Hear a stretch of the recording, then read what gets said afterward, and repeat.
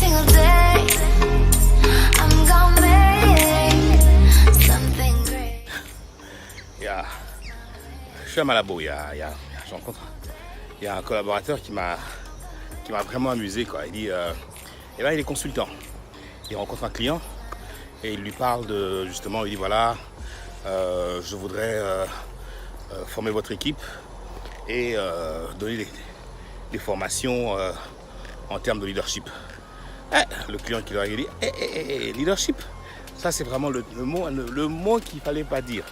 Ça c'est la chose que je ne veux pas ici. Attendez, s'il y a un leader, ces gens dans le leader, s'il y a un leader dans cette compagnie, c'est moi. C'est tout de même amusant la notion que les gens ont du leadership. Le leadership, c'est probablement, à mon avis, un élément fondamental de développement personnel, un élément de développement en communauté, d'une entreprise, en famille, d'une ville et d'un pays.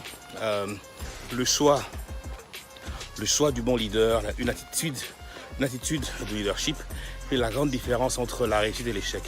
Indépendamment des ressources naturelles, du talent naturel que l'un peut avoir, le leadership est l'ingrédient qui peut réellement faire la différence. Vous aurez quelqu'un qui est petit, qui a peu de talent naturel, mais par ses capacités de leadership arrive à réaliser beaucoup de choses.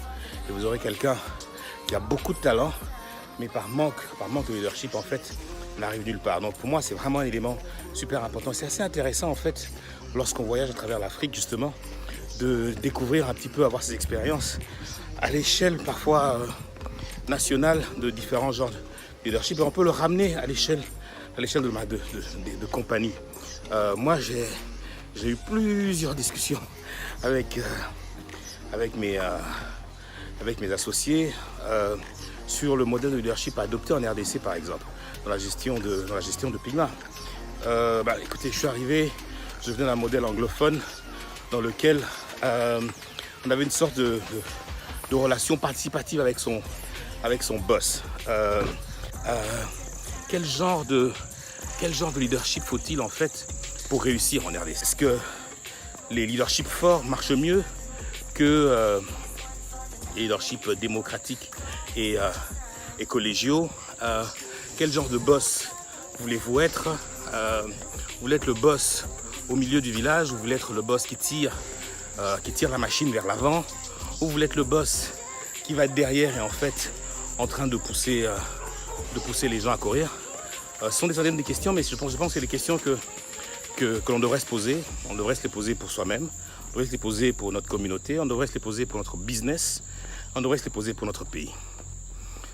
Quel genre de leadership pour le Congo?